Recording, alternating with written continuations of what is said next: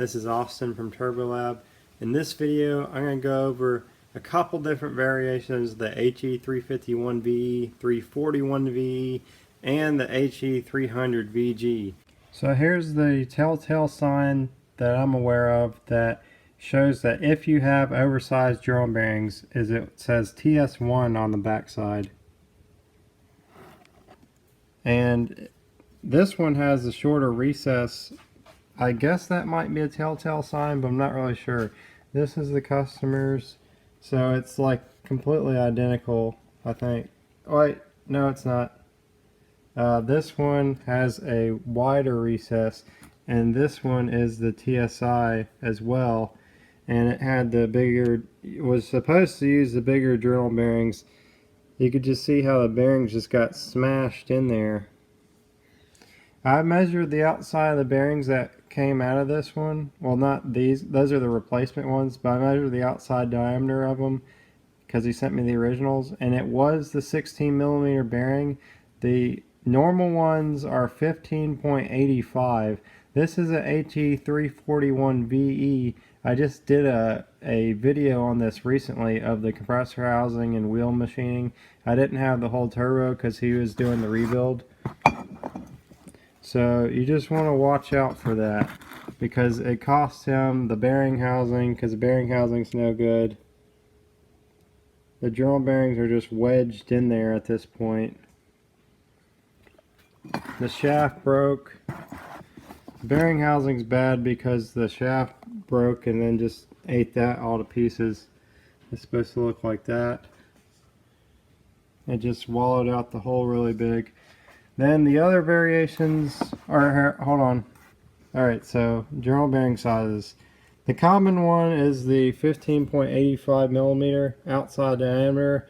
The TSI one is 16 millimeter that I'm aware of because I measured one and it was doing 16.10, and I don't know if my calipers were off or what, but I'm going to get the oversized bearings for these so that I can have a separate kit or a kit that has both options in it. Just make sure that you know what you're doing because this could cost you a lot of money if you're not paying attention. There's 3 different plate variations that I want to go over, and there's 2 different screw variations.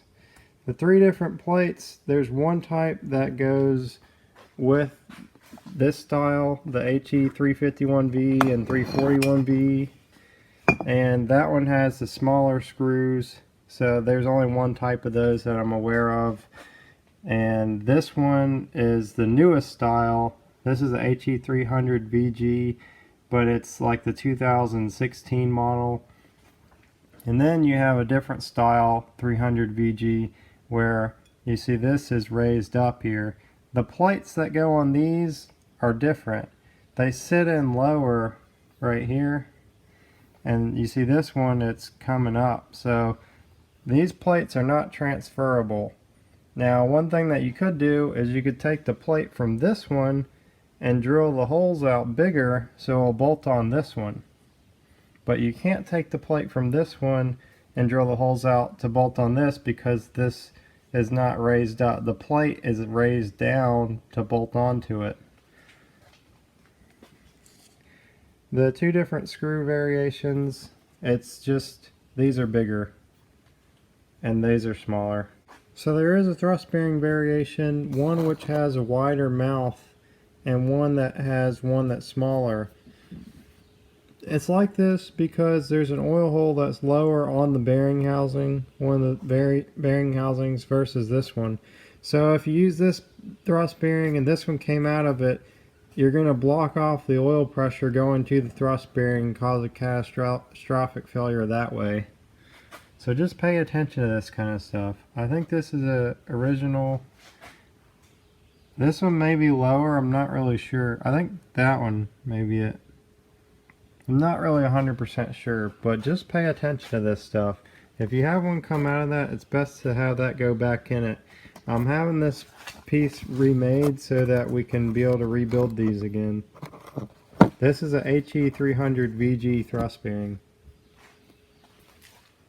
Here's a look at the failure, the one that I talked about with the wrong size drill bearings. The compressor wheel is just completely trashed. The shaft stuck in it. And the thrust bearing looked pretty rough.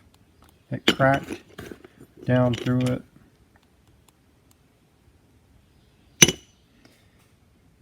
Plates destroyed. Even this nozzle is bad now. This is off of the 6.7 F650. This has been up. I do have replacements of this nozzle piece too. And another thing is some of these do have filters in the back side of them which you need to remove. Which is this. This was on the earlier models, but they didn't come on the later models just because they cause a lot of problems. They would usually, like, something would come out of it and then it would get jammed in the VGT system.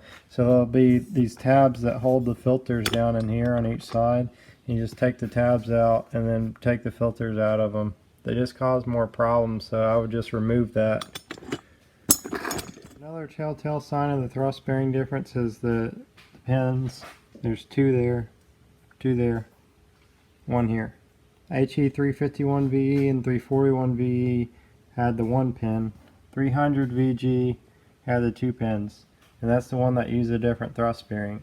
There's two different style turbine housings, one that has the shorter recess and one that has the bigger one. There's two different style bearing housings that fit them. And also the other variations that I showed you, so just be aware of what you're doing, especially if you're replacing a turbine housing on one of these. There's a turbine housing that needs to be replaced. This piece is replaceable. I have replacements for that if you need that. And the reason this one needs to be replaced is for multiple reasons. One is that huge crack right there. And another reason is because it locked this piece in, and I'm not sure if that's fixable because it's so warped right here and cracked all over the place. But there's also more than that it needs to be replaced. It's cracked at every little piece on the flange. And then it's cracked all the way on the side here. And then all the way down through there.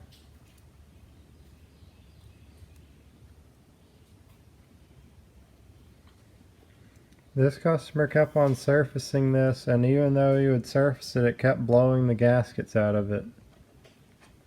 This turbine housing is basically new too. It's a 2016 Cummins turbo that the guy put 160,000 miles on it in about 11 months or less.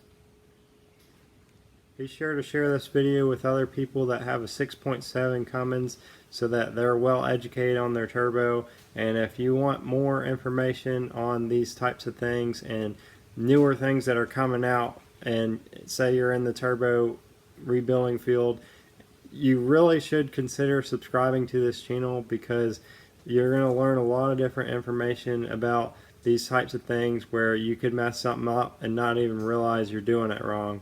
So pay attention to that, and if you want to watch more videos on the He351ve and 300vg, I have other videos that show you how to rebuild this turbo, and there's another one about the different variations that I kind of crossed over and mentioned in this video.